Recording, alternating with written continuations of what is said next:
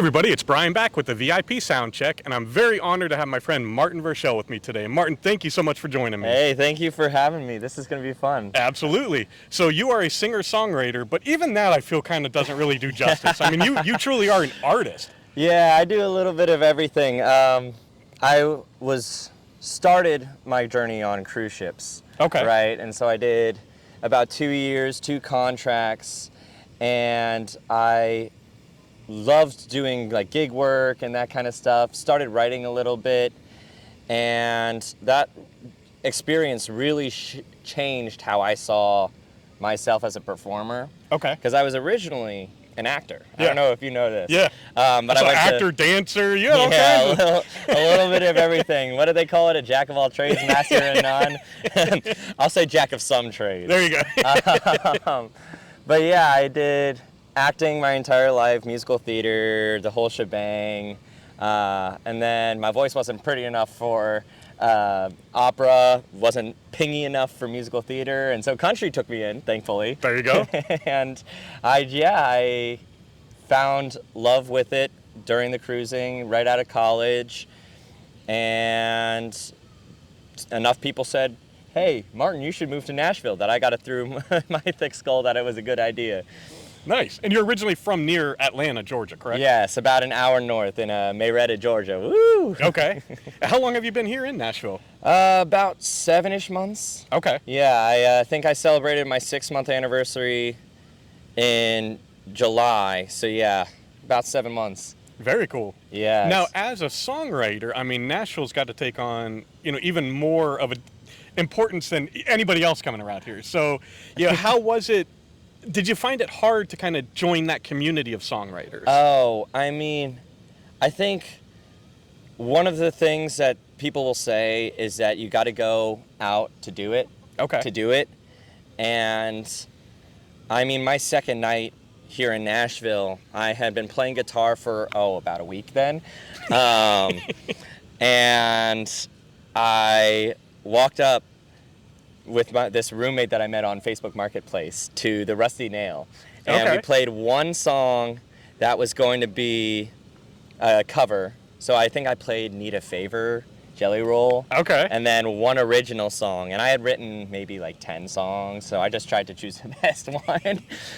And that night I will forever remember as one of my worst performances. But everyone loved the energy, right? There you go. Getting up and doing it that's half the battle right there. Sure, absolutely. But that night, if I hadn't had that night, my second night in, I don't know what I'd be. I don't know how long it would have taken me. It's just, I'm a feet first kind of guy. Sure.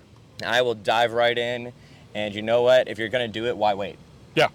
Otherwise, more things are going to pile up on your to-do list, and you're never going to get all of them done. So basically my advice would be to enter as soon as you can. The more you're around, even if you're going to writers' round that you're not working or not playing at, mm-hmm. That's the quickest way to be involved in the community. Sure. And to just be in the community. It's not... Just go up and talk to people. Yeah, exactly. It's talking to people. It's going up and saying hi, or hey, I really like your stuff. Hey, I'm a singer-songwriter as well. And not asking to write or anything, not asking them for anything, but I want to write in the style that you just sang in, right? Because that way it's much easier. It's not pressure. It's more of a starting point on, we have a similarity, rather than, hey, let's get down to business, right? Exactly. Like how we met. You were talking to, I think it was Noah Hutt. Yeah, Noah Hutt. Right? Yeah. And I had just met him that night. Yeah. I went down for ACM, and he's like, hey, I'm an artist. Like, all right, cool. And then the same thing happened with you. Exactly. We met during CMA Fest. Yep. And we just started talking. It was just one of those things that just kind of, hey, how are you doing? You look cool. What are we talking about? Exactly. We're talking about this. And then, that's just kind of how it works. And I think the songwriting and artist community is really welcoming to people who are going to be good people. Sure. Like if you're a good person and you're just hanging around, even if you're not a musician and you're just there for the music. If you're Yeah. a good vibe, a good hang, which is something that will get beaten into you like a dead horse. think I hear that about 3 times a week. That if you're a good hang in Nashville, people love to be around you and Yeah. welcome you in. Absolutely. And I found the same thing, as somebody who, I'm not really a musician, but it's like I love being around it and love hearing people's stories. And you're right. I think if you're just yourself and you don't Yeah. try to pretend to be something that you're not, and you just go up and, like I said, be a cool person. Absolutely. Absolutely. People here are awesome with that. Yeah, and there are a lot of cool people, and I think one of the things, this is a life thing that I got told day in and day out when I was growing up, was that you got to be yourself, right? Mm-hmm. And there's no one quite like you, and I don't think it really sat in there for me until I started pursuing being an artist, being a singer-songwriter, because you really have to take a look at yourself and say, like, what makes you different? Sure. And then you got to embrace that difference. Yeah.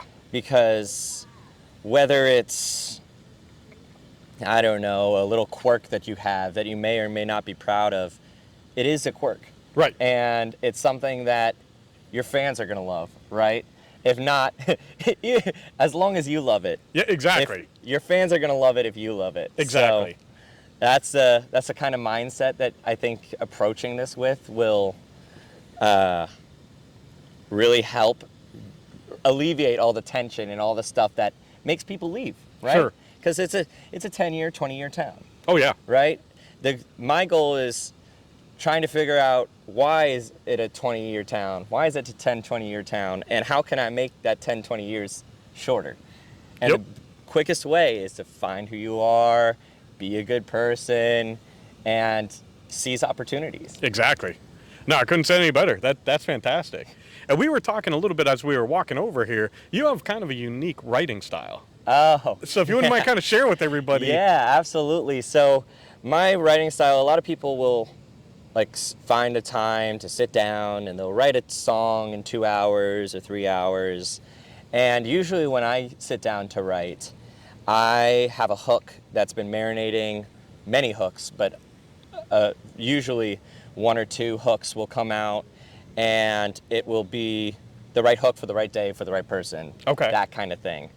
I have a little notebook that's just scribbles of different ideas for songs, different lyrics, different lines that sound cool, and sometimes someone will say something, or I'll feel like, oh, this is the right vibe for this person. This hook is in the vibe of the artist I'm working with, Okay. or the songwriter I'm writing with, and all of a sudden it'll flow out. It very much is like, I center, I guess, my entire process around vibes and hanging. Okay. And all the, at the end of the day, the thing that really matters is that you're having fun. Yeah, exactly. Right? Exactly. I mean, being big and making a lot of money, that's all byproducts of having fun, having an enriched life, and being good to the people around you, and have those people being good to you. Sure. Right? So, yeah, the songwriting style is definitely have a hook that's marinating every once in a while it'll come out for me. I'll be sitting in my room, 3 a.m., all of a sudden, oh, hey, there's that song. I'll go over. My roommates hate it. I'll just start They're like, singing. go to sleep. Yeah. They're like, what are you doing up at 3 in the morning? And I'll just do like a little, and that'll be the voice memo. And in the morning, I'll listen back to it. It'll be awful, and I'll re-record it. Yeah, But then you don't forget it because you got it down. yeah, so. absolutely. Thank God. You know what? I think that's the biggest thing. I wonder how many songs have been lost because somebody didn't get the voice memo when they needed Yep. to. I've stopped dates. I've run off to the restroom or something like that in the middle of a date to go, and then walk out like nothing's happened. So, Hey. when it strikes you, you got to get it down. That's right. You never know when. I'm not letting the number one slip through my fingers. Exactly. There's no Exactly. way.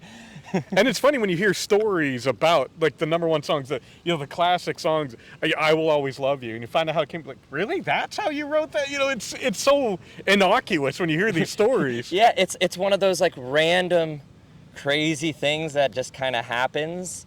And I actually had one that I was telling you about a little bit on our way over here. Yeah. I just released a new song called Go Crazy. You should check it out. It's on all streaming platforms. Yep. All the major ones.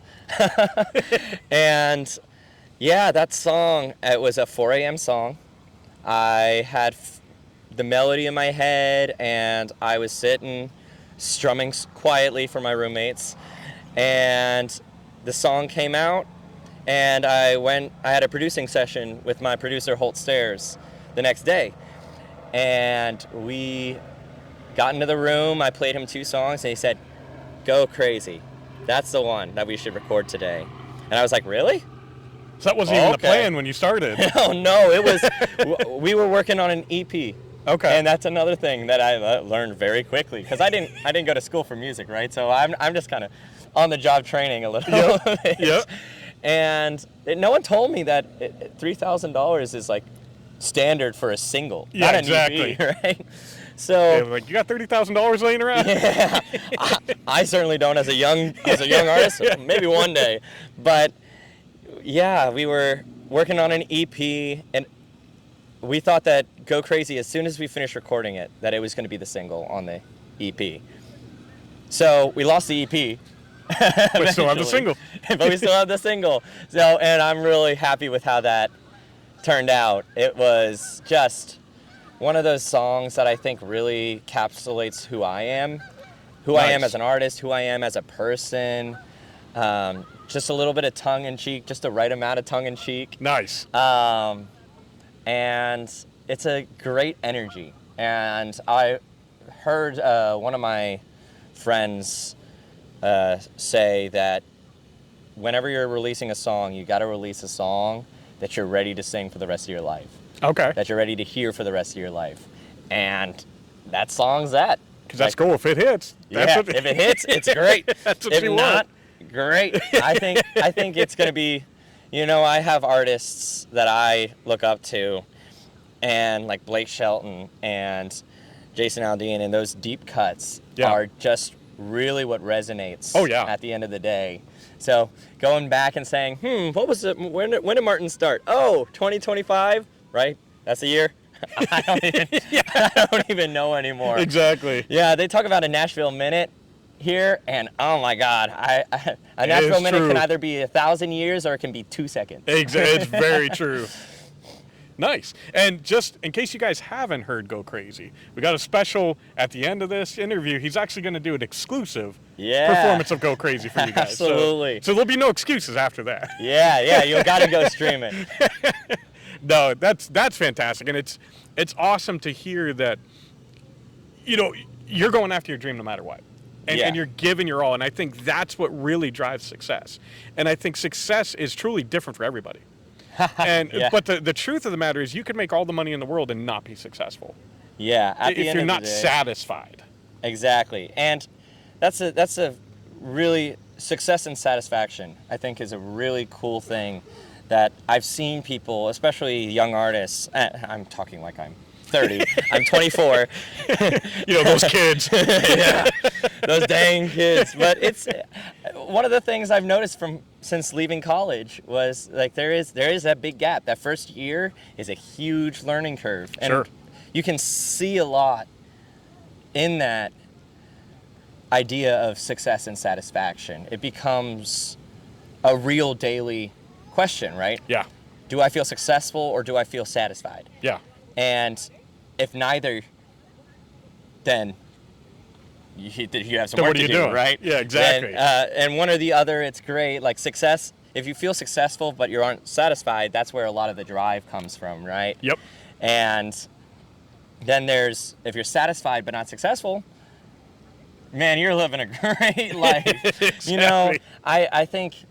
I think success to me is defined as happiness. Yep. And are you doing everything you can every day to be the best person that you can be? Sure. And if I can walk out of my day knowing and truly knowing that that is going to be how I'm seen, how I'm striving for, and that I've accomplished that, that's all it is. Fantastic.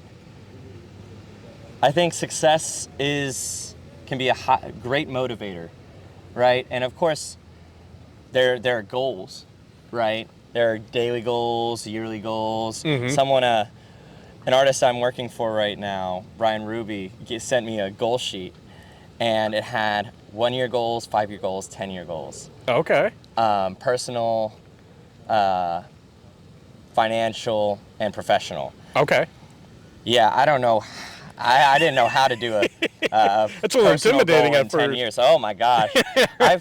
I've always been such a very momentary person that when I start casting out and going into looking at the forest from above the forest. I guess looking from the trees from the forest. Is that how the saying goes? I think. Forest for the something tree. like that. There's forest from the trees, and then there's looking at the trees from the forest, or something like that. I don't know.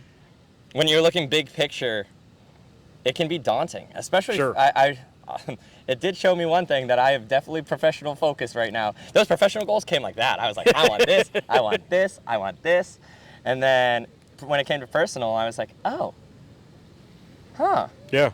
What are the personal goals and stuff like that? I think it's awesome, though, that he had you separate that, because I think it's easy to lose sight of personal goals and just focus on professional.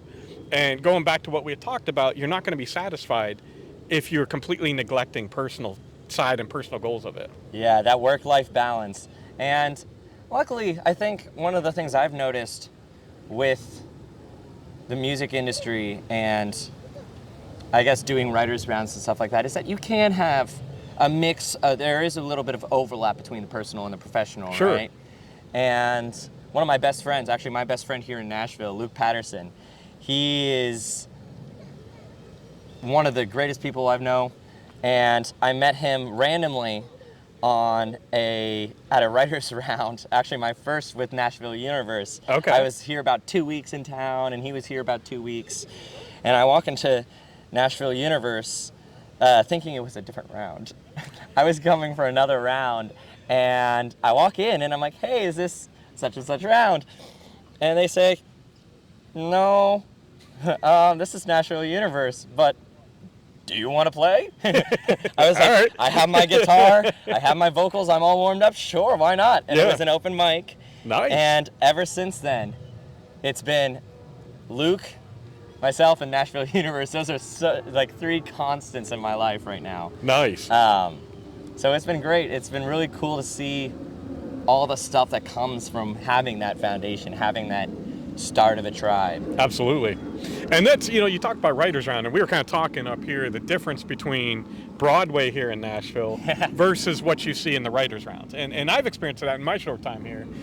Both are great. I'm not putting Broadway down, but I think there's something special about the writers round, because you actually get to get a little bit of the sense of who the writer is. Yeah. And it's not just regurgitating the same 30 songs that you hear on Broadway. Exactly. And I think it's one of the it's not a hidden gem necessarily, but I didn't know what a writer's round was until I came here to Nashville.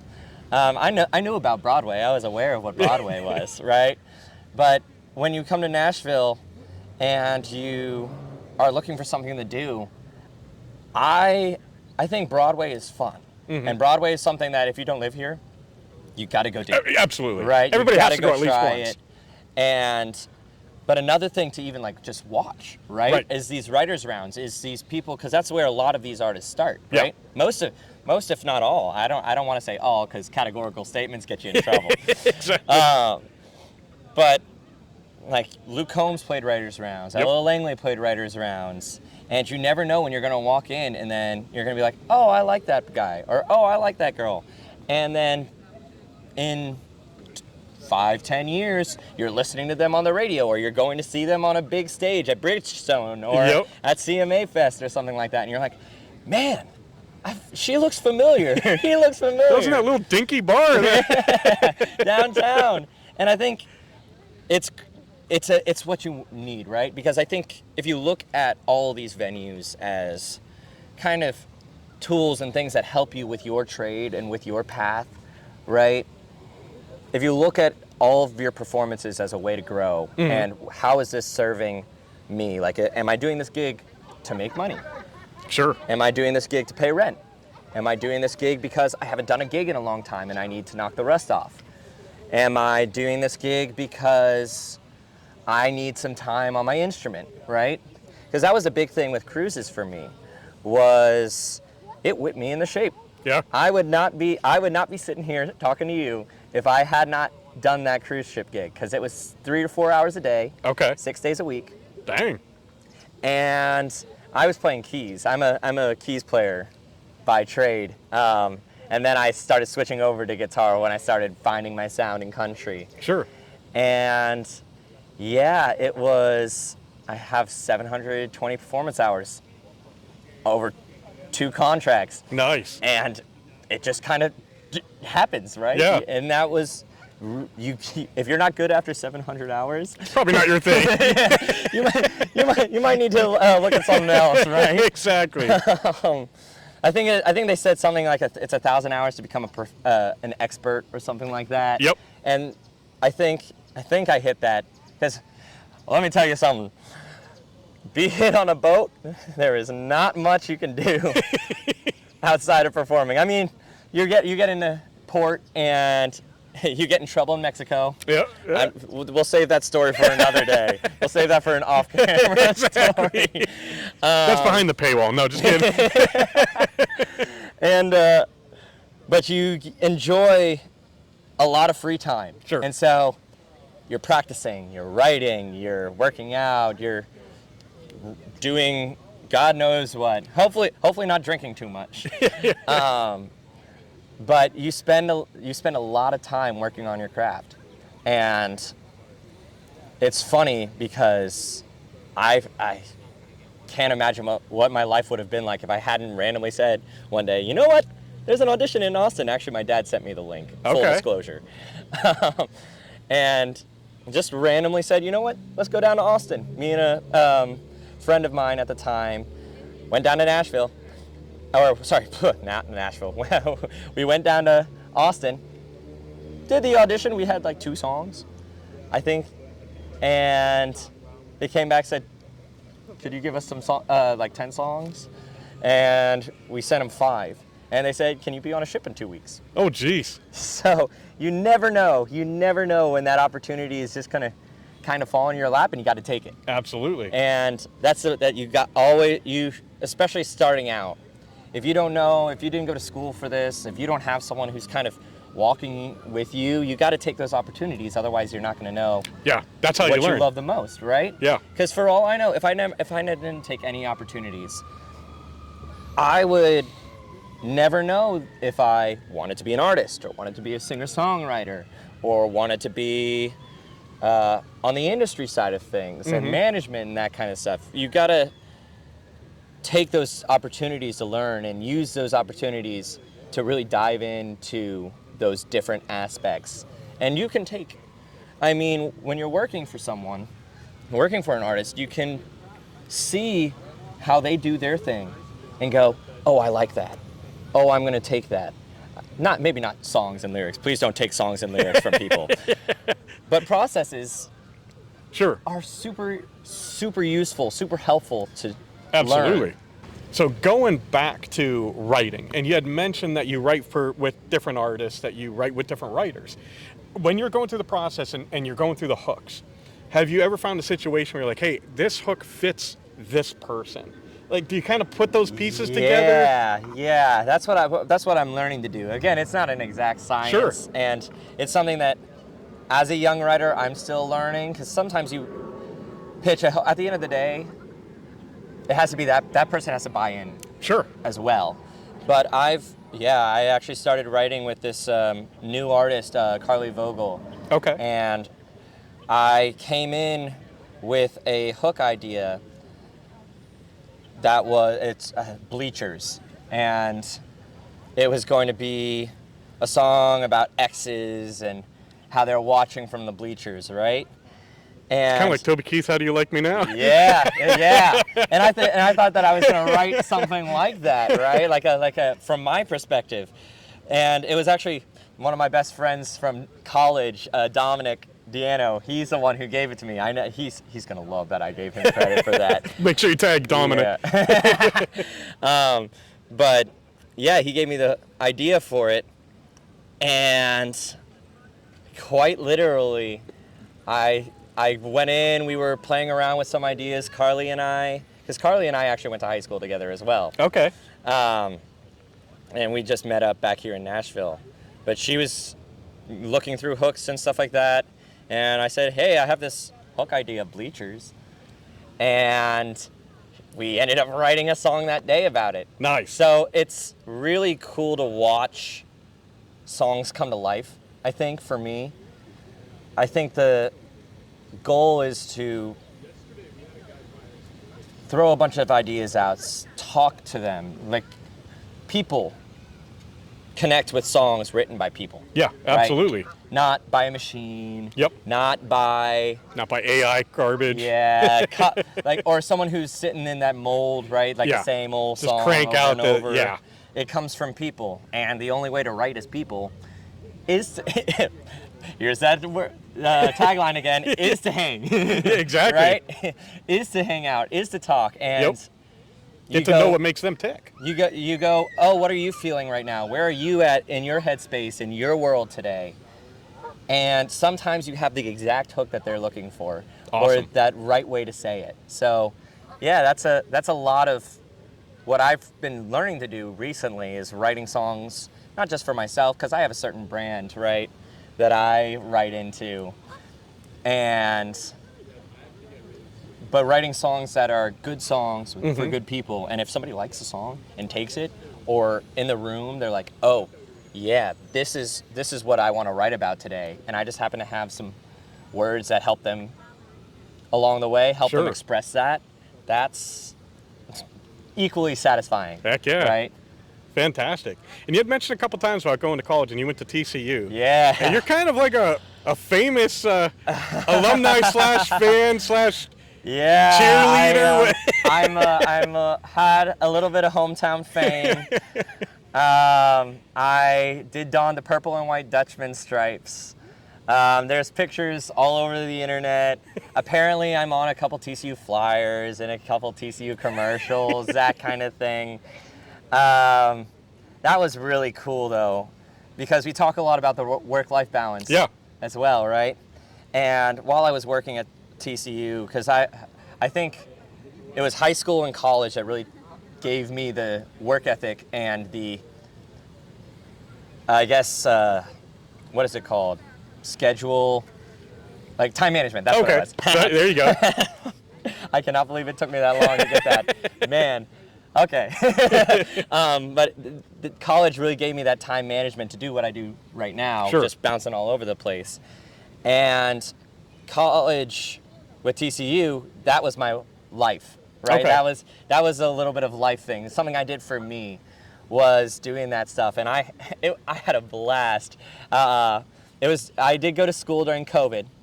Okay. So that second year was my first year. That COVID year was my first year as a Dutchman. And it was masks, and everyone was sitting 5 feet apart, 6 feet apart. Yeah, we all did that every time. Okay. Yeah, and it's a school in Texas. Come on. Yeah. You're like, what? What's COVID?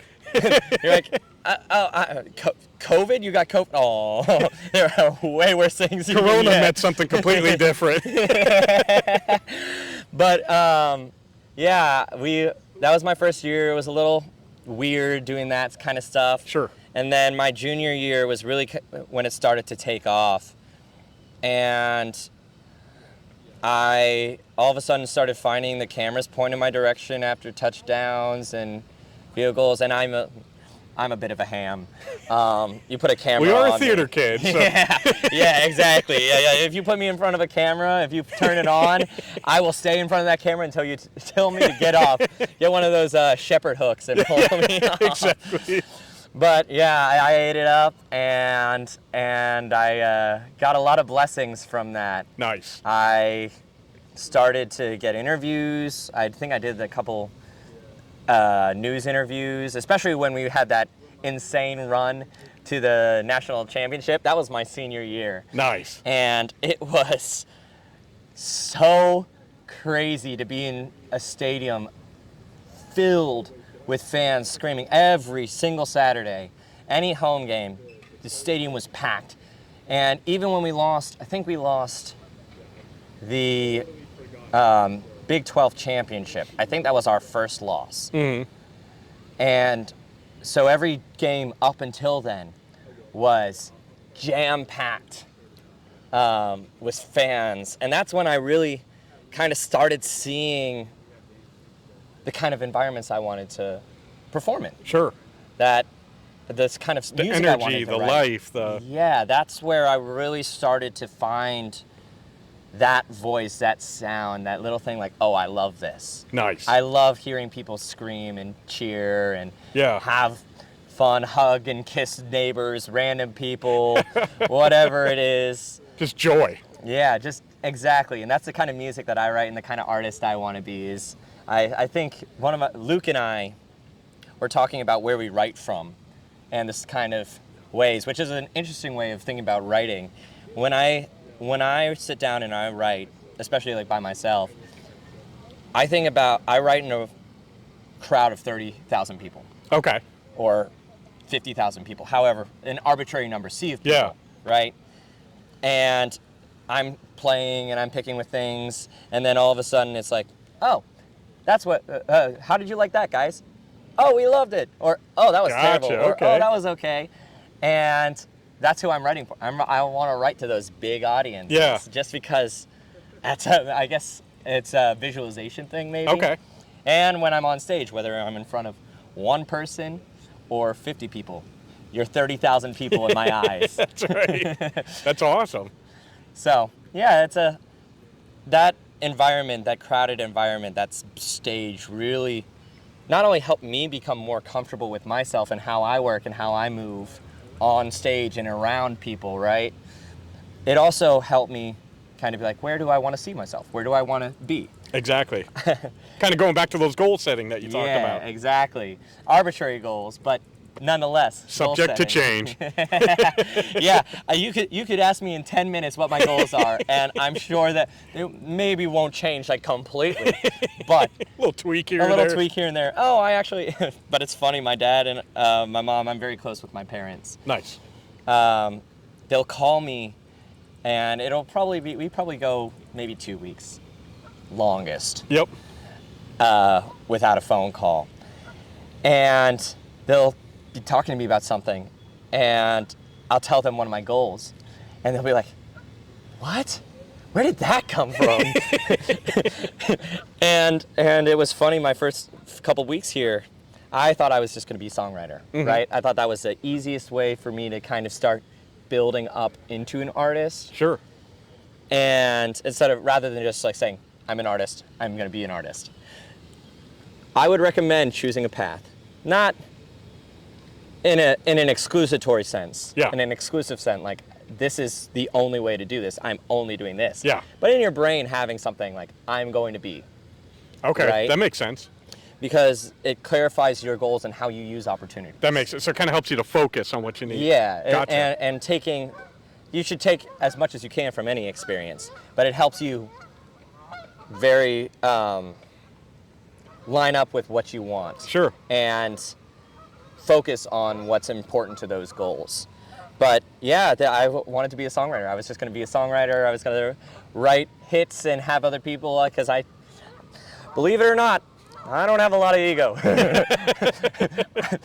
I've always tried my best to not have that, not Sure. move through the world like I'm bigger than myself. Exactly. Or smaller than myself, just as myself, Yeah. right? And that's something that I've been told is very important for an artist to have.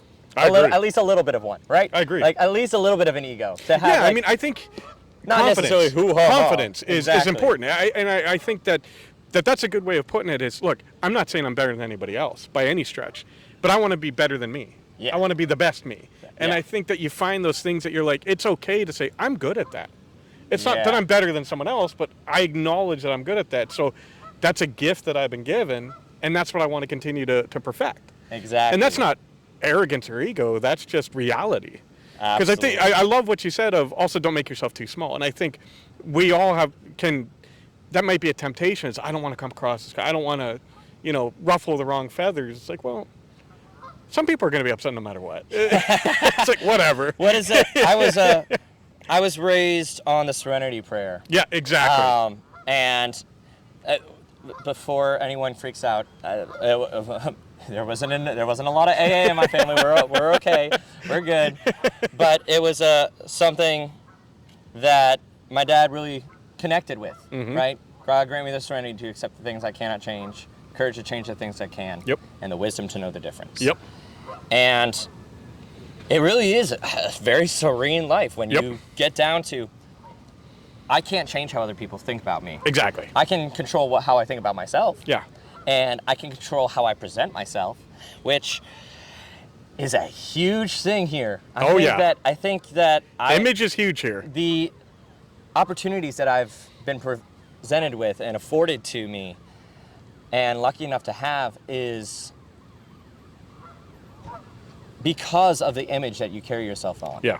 And if you can present yourself as maybe not, oh, I'm a big artist, and not lying necessarily, but that I'm a professional, Exactly. right? Presenting yourself as a professional, presenting yourself as I'm not an idiot that's going to screw it up for you. Yeah, present yourself as someone who's experienced, or someone who is, if not experienced, capable of learning in a Yes. timely fashion Yes. and adapting, because that is something that this town will teach you quick. If you don't adapt, you die. Oh, yeah, absolutely. Right? I've been here like 7 months, right?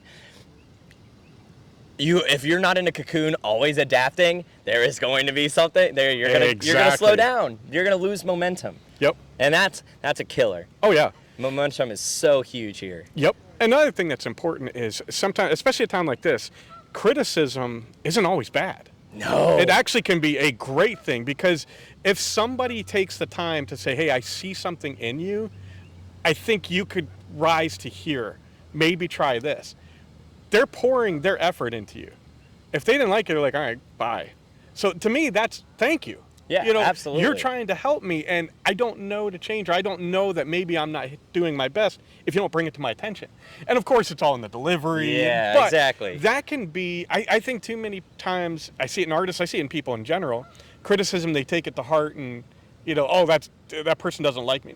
No, learn from it. Well, yeah, and I have a saying that I've been using, is compliments feed the ego and criticism feeds the drive. Yeah, exactly. And that's how I take it, right? Yep. And even haters, you're like, okay, yeah, thanks for fueling me. you say, I appreciate that. It's taking what you can from everything, from all your life experiences. Because criticism is not, at the end of the day, really that bad. Doesn't matter. I've had some really you want to hear some criticism? Get about 10 drinks into a guy from South Louisiana after a complete week of bending, and you'll hear some stuff that you're like, whoa. Like, dang. I had someone who, there was this one guy on the ship, he and his wife came to every single one of our performances on the ship, and it was like a 4-day, 5-day thing, and we performed every day, and he was there every single day, and we saw him sitting down, we saw him listening, but at the end of every time, you guys suck, you guys are terrible, man. It's like, then why do you keep coming back? Man, yeah, right. I've eaten crap better than you, and I'm like, I don't even know how to take that one. But it's great to have that. You got to get used to hearing that. Yeah. And I think that's I had someone who introduced me to this. I forget what it was called. They had a very technical term for it.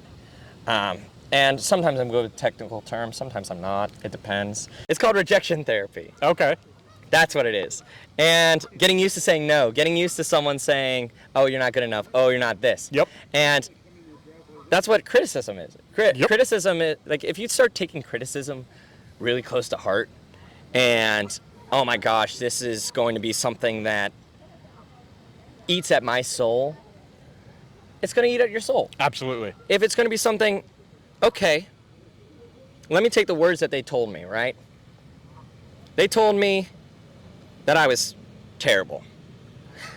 I don't know if I want to take that, but what I can take is, okay, this person, this audience member thinks that I'm terrible.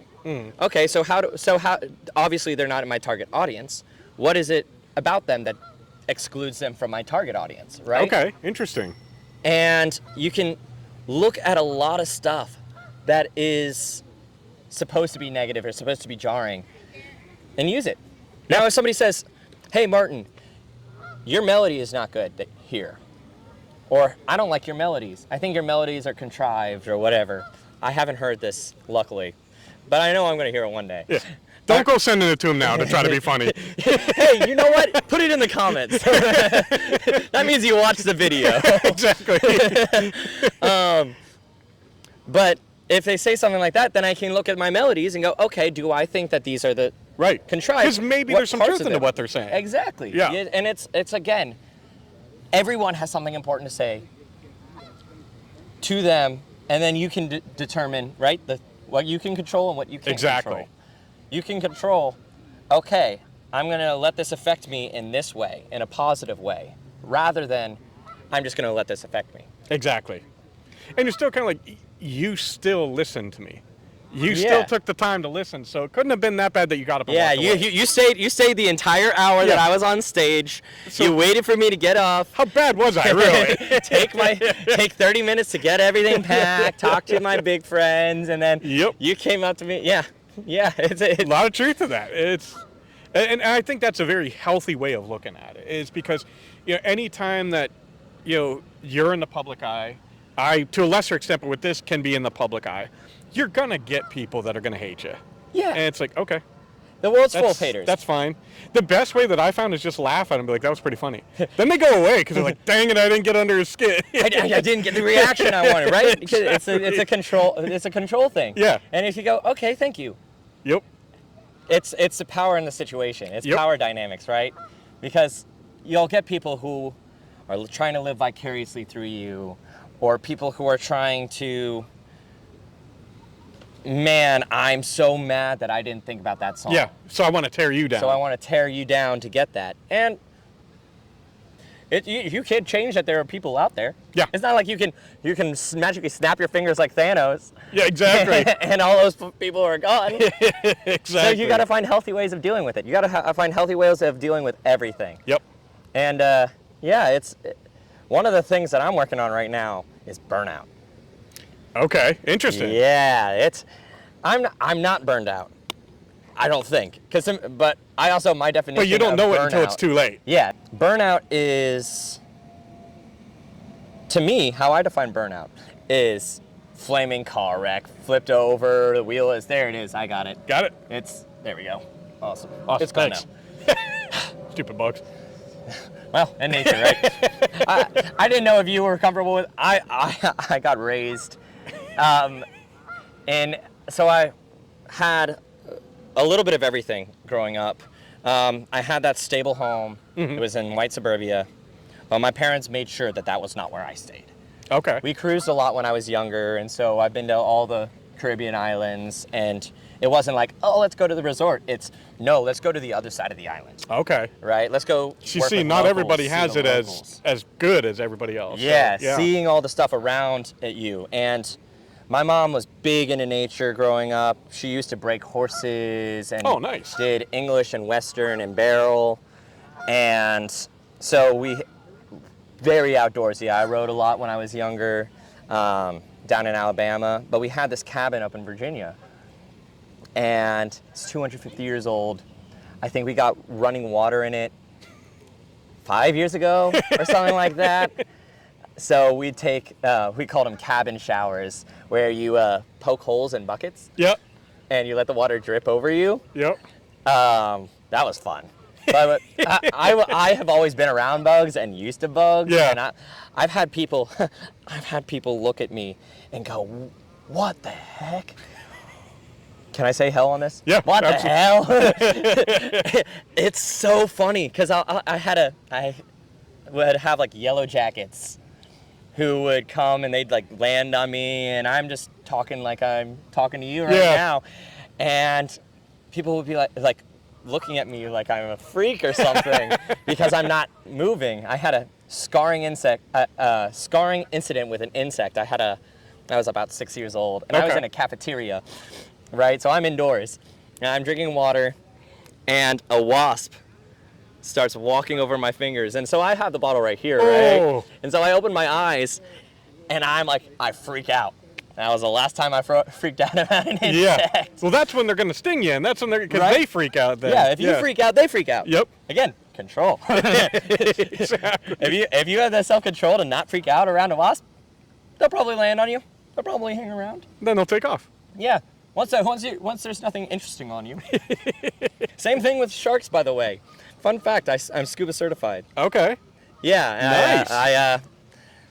I had a. So don't thrash around making them think that you are a fish. If you're interesting, they're going to come and inspect. Yeah. And usually inspecting how sharks inspect is taking a bite, taking a little nibble. But if you're not interesting, they don't care much. Makes sense. Man, you want to talk about a fun analogy for Nashville? if you're not interesting, they don't bite much. Yeah, see ya. Exactly. Wow, that was a cool little tie-in. That could be a new song. Maybe. There we go. See? There it is. Where's my book? All right, so you recently released your single that's coming out, and you're going to perform it for us a little bit. But you were telling me earlier that you have a big writers round coming up soon. Yeah. So tell us a little bit about that. So when I got to Nashville, actually, I had just about enough money for 1 month of rent. I got off the bus with... Nashville's not cheap, by the way. Yeah. I found a Facebook Marketplace place. It was right by Belmont. It was like a one-story house. And I was with 2 roommates at the time. And I gotten off the bus that day with a guitar, a backpack, and a duffel bag. Nice. Quite literally very Jason Aldean. That is the start of a country song, if I've ever heard one. Yeah. I think it's Crazy Town, I think, is a song, right? Exactly. Yeah. And so I got there, I had no money, or just enough money to pay for 1 month rent, and I needed to find a job in that month. And I was looking around, and I got a job at Hattie B's. Okay. And not Awesome just any chicken. Hattie B's. Yeah, it's a great chicken. And it was funny because Hattie B's, I didn't know at the time. I'd heard of Hattie B's, but I didn't know how big it was. Yeah. You hear like Nashville hot chicken. Yeah. Yeah. And so I went in for an interview, and it happened to be the one in Midtown, which at the time I didn't know that it was the original Hattie B's. It was the first one. Legendary. And so here I am, just got to Nashville, and I got plugged into a Landmark. And I started working this front of house job, and the general manager, Zach Novak, used to be a musician, singer. Okay. He still is, but used to perform a lot more. Sure. Before he had a family, he became the general manager of Hattie B's and all that kind of stuff, right? And so I was working there for a few months, and he came to me and said, "Hey, I want to start a writers round here." And I said, "Okay, can I help?" And he said, "Absolutely." I said, "Yes." Nice. Score. See, this is where you never know when the opportunity is going to come, and you got to seize it when you get it. It's amazing how God sets things up. Yeah. And our job is to be like, okay, cool, thank you. Yeah. And go for Cool. it. Yeah, exactly. Go This for is it. exactly what I've been looking for. Yep. Thank you for letting this fall into my lap. I'm not going to let it go. Yep. And so we spent about a month planning and getting all that stuff together. And actually, on my 6-month anniversary in Nashville was our first writers round. Nice. We called around Happy Cluckers. It's Happy Cluckers at Hattie B's, and it's the one in Midtown on, I think it's 19th Ave. And I think so, yeah. And we I shouldn't think I should know that it's on 19th Ave and Broadway. It's the heart of Music City, is what it Yeah. is, basically. And yeah, it's right down there in Midtown, near Music Row and everything. And we do the round a little differently because a lot of writers' rounds, most writers' rounds here, you'll get an hour on stage. Mm-hmm. You get 3 or 4 songs, depending on how many people there are on the round, and then you make way for the next. Yep.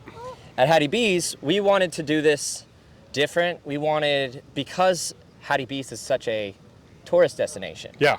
right?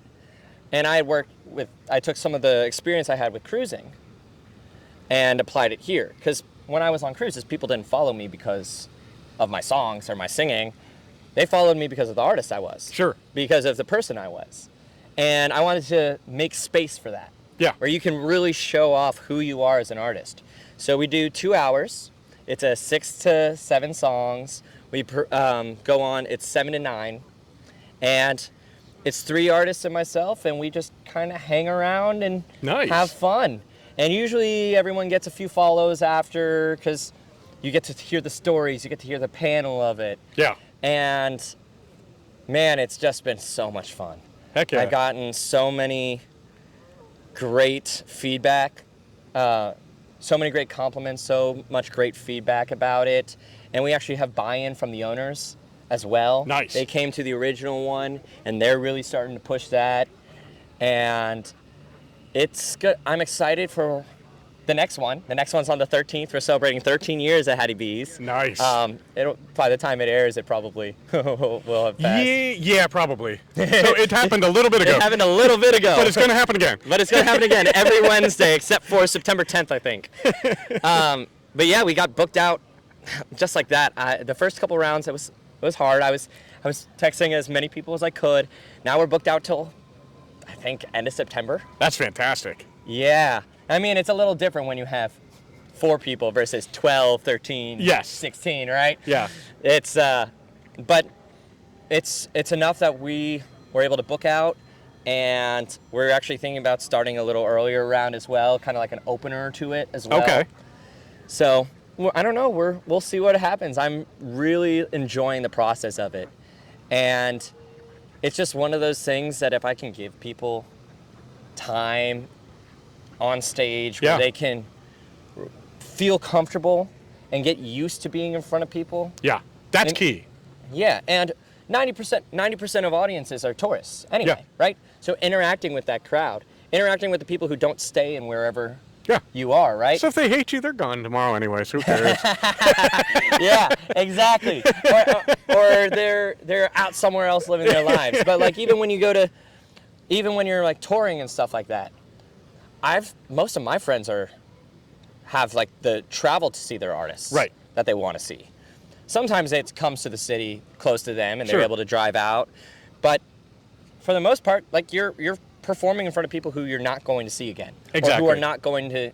who don't know who you are beforehand. Yeah. That's for like 80% of your career. If you're lucky, 80% of your career is people who don't know who you are. Yeah. And that's why I think it's so important to have those opportunities. Absolutely. To sit there and tell your stories and make camaraderie and make friends. Most of the people who I've had over there have ended up writing together.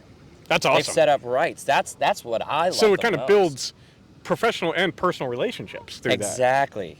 But yeah, I think that it's a family restaurant. Yeah. Right? Hattie B's is for families, for everyone, but mostly it's supposed to feel like you're at your grandma's house for lunch, dinner, Yeah. what have you, right? And finding around and making it so that you can really enjoy that and lift that part up. Sure. Oh, now the cousins are going to go play a little bit of songs on the guitar that they had. Yeah. Or you're on your front porch and your buddy who brings a guitar has their guitar and is like, hey, let's play some campfire songs. Hey, I just came up with this new one, right? Nice. That's the kind of environment. It's like something that we're truly trying. American to that. Yeah, absolutely. I mean, there's nothing more American than fried chicken, right? Exactly. Fried chicken and country music. Exactly. There's a song about that, I think. Zach Brown. But yeah, no, it's a fun time. And we've already had some amazing artists come by.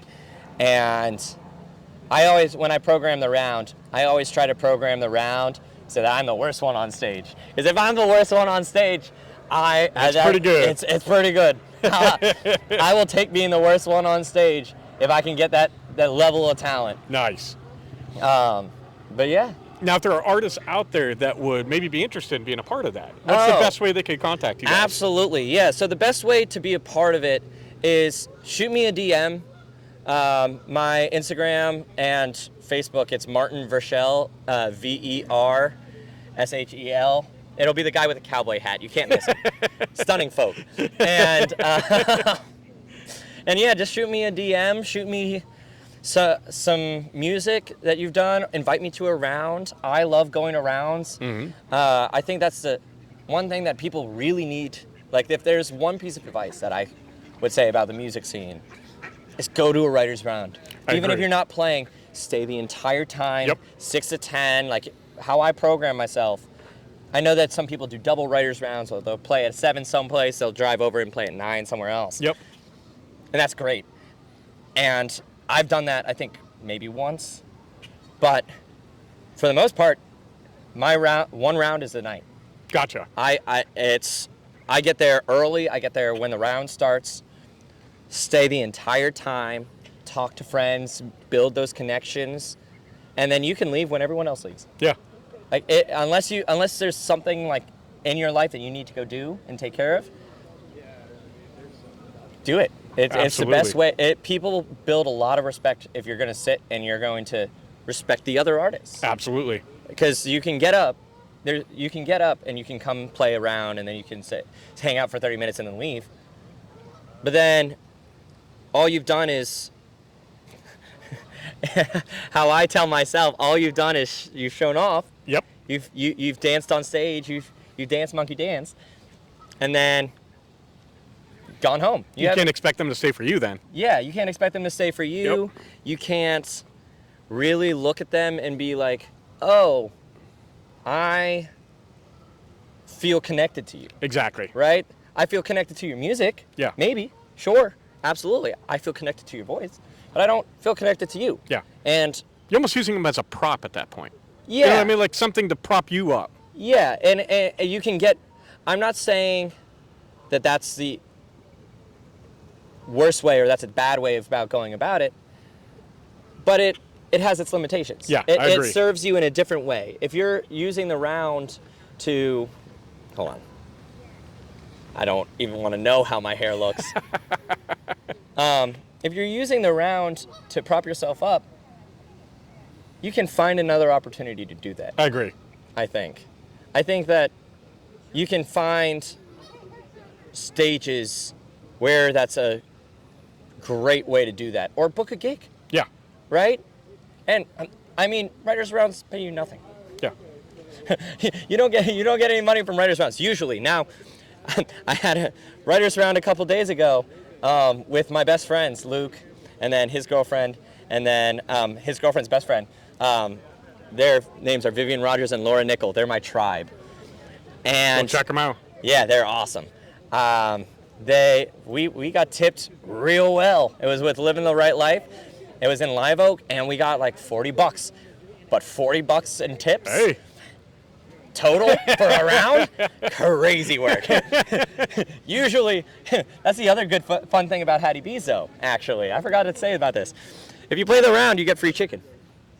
There you go. Yeah. That's perfect. The amount of times I keep forgetting, and I should lead with that. That should just be my first thing. Because the looks on some of these people's faces, it's like I feel like you haven't eaten in like weeks. Are you okay? I can give you some money. Here's some hot chicken, man. There you go. But you get free meals, and I've seen the artists that have played for us are like, I get fried chicken? You're going to give it for me for free? I thought I just got to like skip the line or something like that.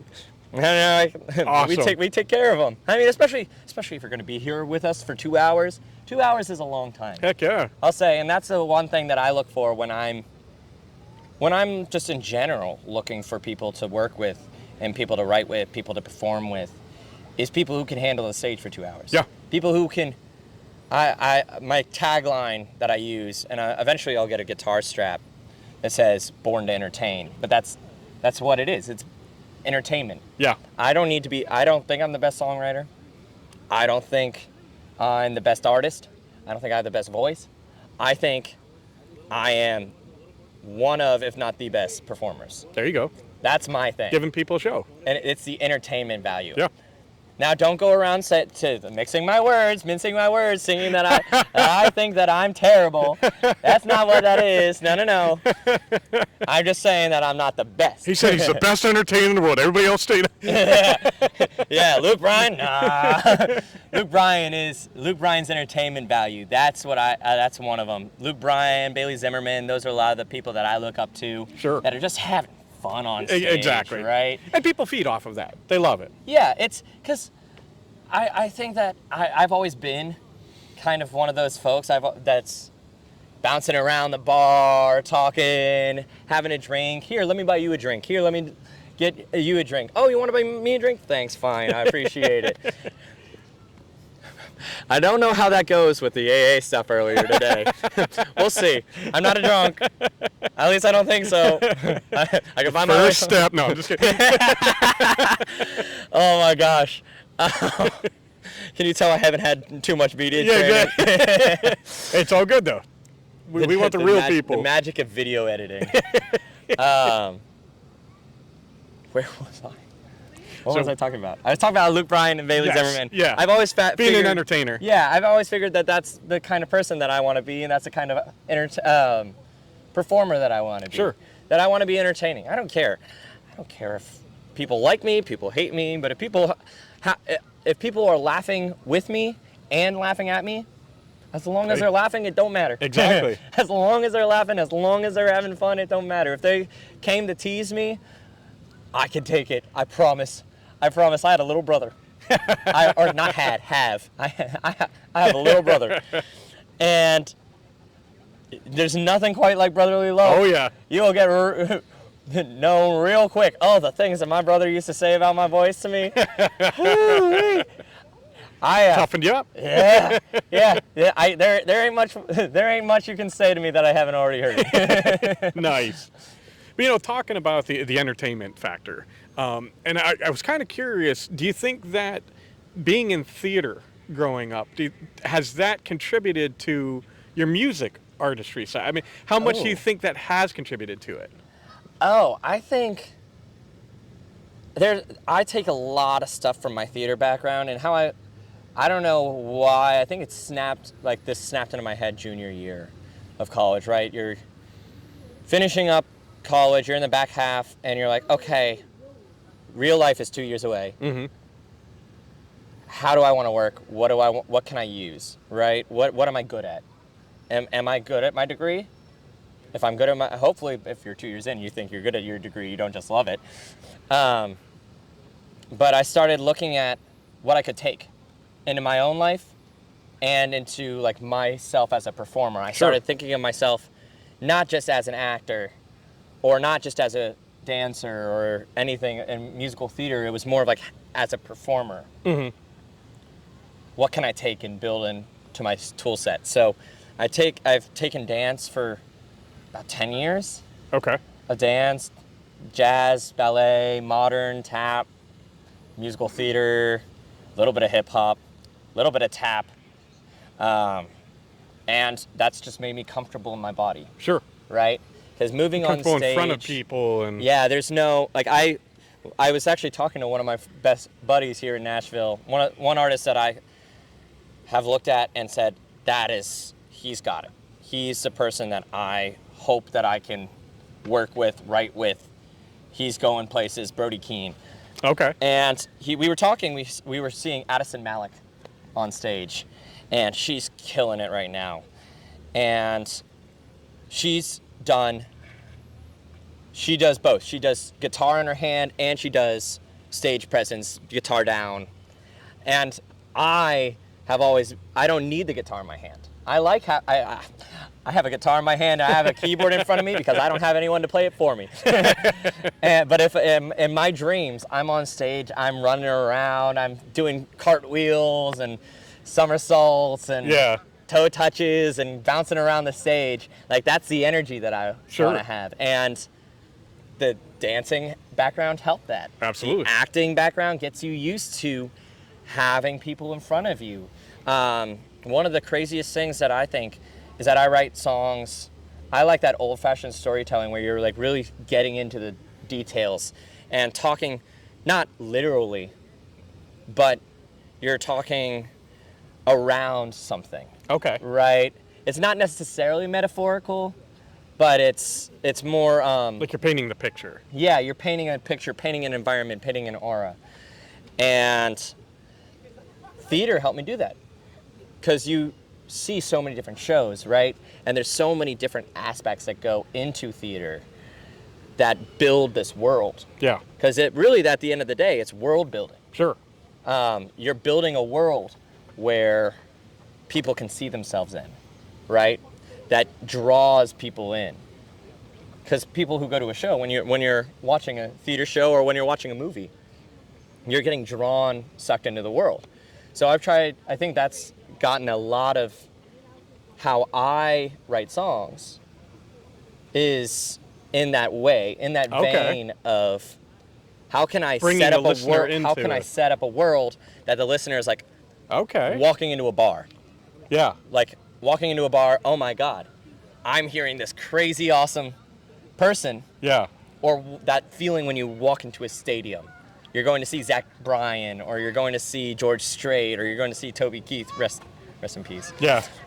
Went to see Toby Keith, and you walk through the doorways, those archways at a stadium, and you go, wow, Yeah. I'm here, right? That's the kind of stuff that I try to bring people in with a song. And sometimes the story is much simpler, sometimes the story is more complex, but I want people to really, I've learned that people don't really listen unless you give them a reason to, Absolutely. right? You got to hook them. Yeah, yep. That's why I write from hooks. That's right. See? Yeah. Goes Full all the circle way around. moment. Yeah, exactly. So something kind of interesting, kind of a small world thing, and you guys have always run into that. We've always seen it. So yesterday we were talking and setting this up, and I told you that I was going to go see LB Phaser last night here in Nashville, and you're like, I know her. Yeah. No, it's Nashville. I've been told that Nashville is the smallest big city. Yeah. And it's a very interesting to see how that all ties together. And yeah, so I knew Elvie when she was, God, 12? I think. Before she was LB. Yeah, before she was Elvie. Leah Bell. Because I went to high school with her brother, Hoke Phaser. And Hoke and I were best buds. I mean, it was myself, Hoke, Sammy Fossum, and Eugene Boyes. And we were the guys. We were in all the musicals. We went to a performing arts high school. Most of us were vocal majors when we started. Did dance and drama and all that kind of stuff. I think we called ourselves Mesh for a long time. Martin, Eugene, Sammy, Hoke. Nice. And we were great friends. And so I met Elvie, Leah Bell, I think my sophomore year or something like that. And so when you said that you were going to go see her, I need to make it out to one of her shows. I have been way too busy, and it's no excuse. She was awesome. I'm coming to one of your shows. She put on a great show. It was phenomenal. Was it? Yeah. Awesome. I don't doubt it. Yeah, I'll make it out. I promise. Here's me promising. Pinky promise. It's on film, so. Yep. For perpetuity. Yeah, you can hold me to it. But yeah, it's amazing how you can walk around this town and you'll just run into someone at the farmer's market and you'll be like, oh, I haven't seen you in 2 months. How are you doing, Buzz? And yeah, you'll see them at writers' rounds. That's another thing. The more writers' rounds you go to, the more you're around town, the more you're out and about, Yeah. the more you're going to run in and make those connections, right? Solidify those. Yep. Because I remember Elby and I, we didn't talk much after I graduated and went to TCU and all that kind of stuff. But as soon as I kind of started doing the country music thing, I reached back out and we started talking, and we're figuring out times to write. You know, it's Nice. when you're too busy, when you're super busy and you get two super busy people, Yep. finding that time to write, you're like, okay, where are you in December? Where are you next December year? of 2029. Yeah, like, all right, we got to write on the books. It's in my calendar. It's done. Yeah, if it makes it into my calendar, completely done. Nice. I'm like, we are going to do it. That's the time. It's blocked out. Nothing else is happening. So, we're working on that kind of stuff. It's nice to see her and how much she's grown, and she's been at this longer than I have. So it's been really cool to watch and learn from her. And Sure. what a voice. It's Yeah. both of them, but what a power duo, her and her brother. Absolutely. Also, Hoke, if you're watching this, hey buddy. Hey man. Nice. Well, and before we leave, one thing that I kind of want to come back full circle. We talked earlier, and you had mentioned that you were looking at like your 5-year, your 10-year profession. When you're looking at professional goals, where you want to be as an artist, what are some of the things that you're shooting for, and fans should be kind of expecting from you? Yeah, absolutely. I've been thinking long and hard about this, and I think there's artists who put out a single every month, right? And leading to something.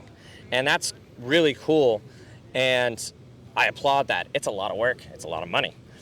But I think definitely in 5 years, I want to be at a point where I'm releasing 1 or 2 projects a year. I'm supporting myself solely on music. Mm-hmm. Not that I'm going to leave Hattie B's behind. I'll never leave you, Hattie B's. But Great chicken. yeah, great chicken. I'll take the fried chicken.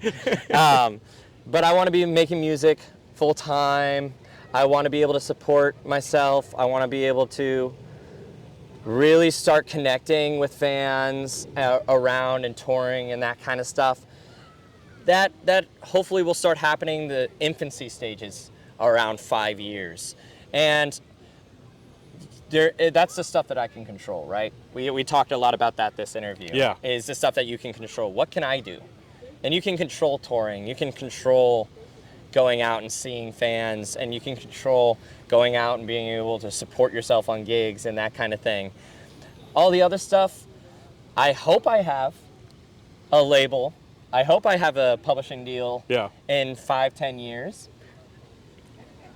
That's not in my control. We'll see. But we're going to be working towards that. We're going to be working on 2 projects. I think I would love to start getting songs written and cut by other artists. Hopefully I have a couple radio singles for myself and a couple radio singles that I've written on by then.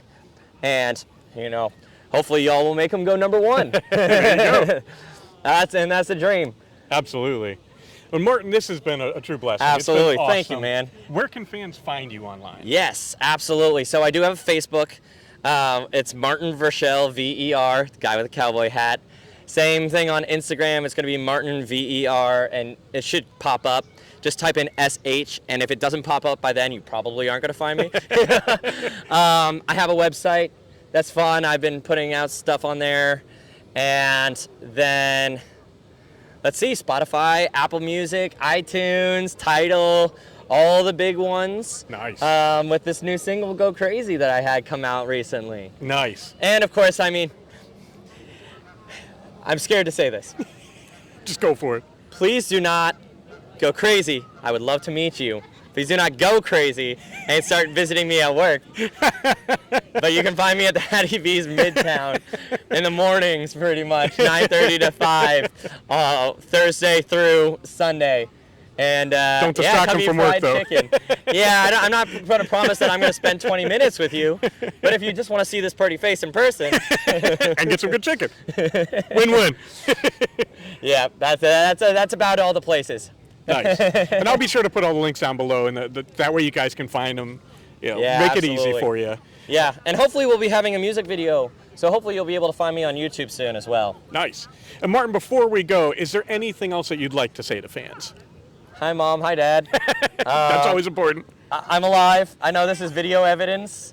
Yeah, I think one of the big things, one of the big songs that I'm really into right now is Backup Plan by Luke Combs and Bailey Zimmerman.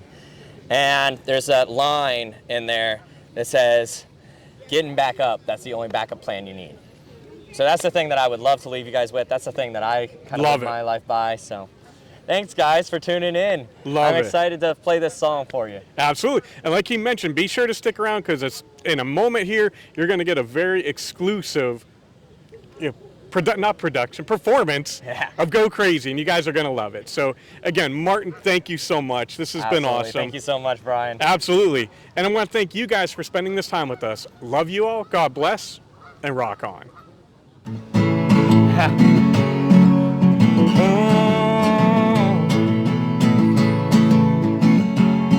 Hey! You're never gonna see it coming. Catch you off guard when you ain't expecting. To run you ragged, tear your hair, go and keep you up all night. The way she works is gonna drive you crazy. Going down to look a lot like us. Smooth sailing's gonna feel real rough. She'll keep you guessing like it's nothing. Turn your whole life inside out. All your friends are gonna call you crazy. But crazy kids are standing on a mountaintop, looking down over God's green earth. Yes, you're 2 feet deep in your nice cold river, better true than wearing a shirt. Walking on the wild side, running till there's daylight, on fire getting burned till you learn. You gotta go crazy.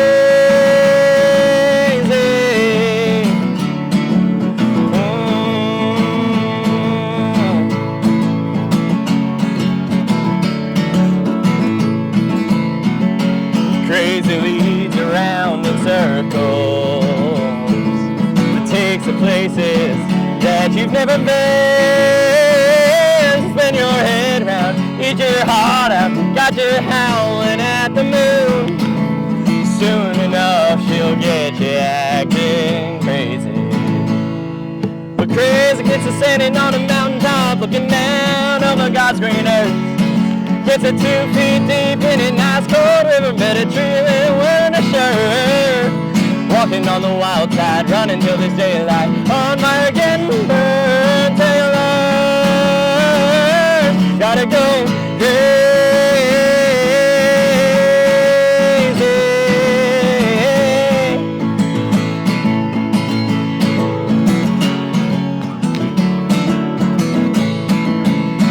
She'll set your heart on fire, then she'll put it out, turning it ice cold. Your finger jump and trip, then the next thing you know, turning grand old. 'Cause crazy gets us standing on a mountaintop, looking down over God's green earth. Gets it 2 feet deep in a nice cold river, better tree than wearing a shirt. Walking on the wild side, running till there's daylight, on fire getting burned till you learn. Gotta go crazy.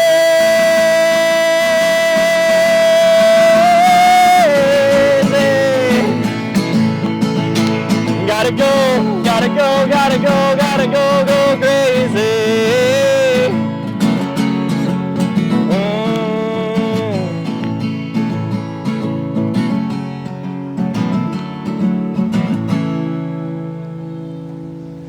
Thank you guys so much. Go streaming now.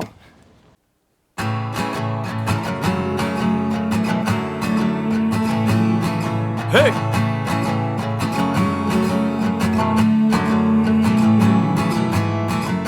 You're never gonna see her come.